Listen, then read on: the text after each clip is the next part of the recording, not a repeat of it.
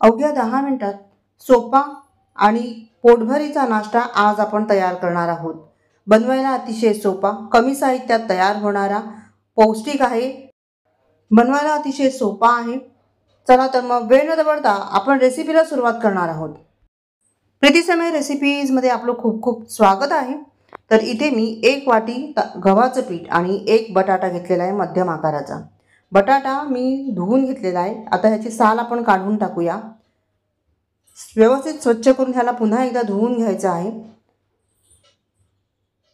धुतल्यानंतर बारीक किसणीने आपण ह्याला किसून घेणार आहोत आणि किसताना पाण्यामध्ये आपण किसून घेणार आहोत जेणेकरून बटाटा काळा पडू नये। तर इथे मी हा बटाटा व्यवस्थित किसून घेतलेला आहे।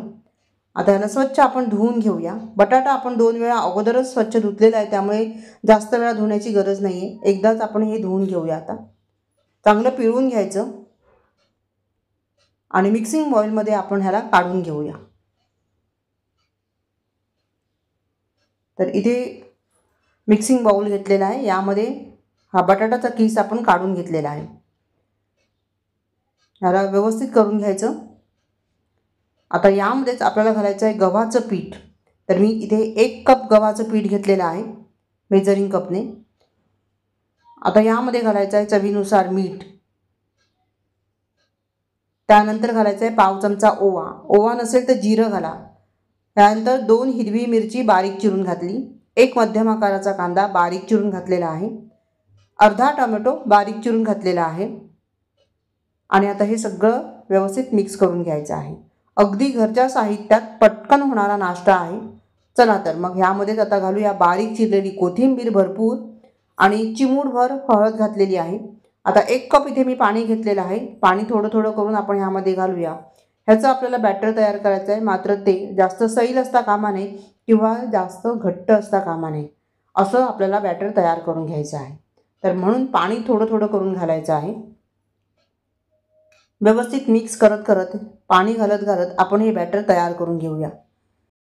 अगदी कमी साहित्यात आणि घरच्या साहित्यात तुम्ही झटपट हा नाश्ता तयार करून घेऊ शकता। मुलांच्या डब्यासाठी तयार करून घेऊ शकता, इव्हनिंग स्नॅक्स म्हणून मुलांना छोट्या भुकेसाठी तयार करून देऊ शकता। इथे आपण घातलेलं आहे चिमूटभर सोडा, चिमूटभरच घालायचा, जास्त घालू नका। आणि त्यावर लिंबू पिळूया। थोडासा लिंबूचा रस घातला की बेकिंग सोडा ॲक्टिव्ह होईल आणि आपला नाश्ता जो आहे तो हलका फुलका तयार होईल। ह्याला सगळं मिक्स करून घ्यायचं व्यवस्थित। तुम्हाला जर बेकिंग सोडा वापरायचा नसेल तर स्किप केला तरीसुद्धा चालू शकेल, तरीसुद्धा हा नाश्ता तुम्ही तयार करून घेऊ शकता। आता नाश्ता कुरकुरीत होण्यासाठी इथे आपण 2 चमचे रवा घालणार आहोत आणि आता हे सगळं व्यवस्थित मिक्स करून घ्यायचं आहे। आता हे जे बॅटर तयार झालं, ह्या बॅटरचं तुम्ही भजी तयार करून घेऊ शकता, पण इथे मला कमी तेलाचा वापर करायचा आहे, त्यामुळे हा मी नाश्ता तयार करणार आहे। हे इथे मी पॅनकेक तयार करणार आहे।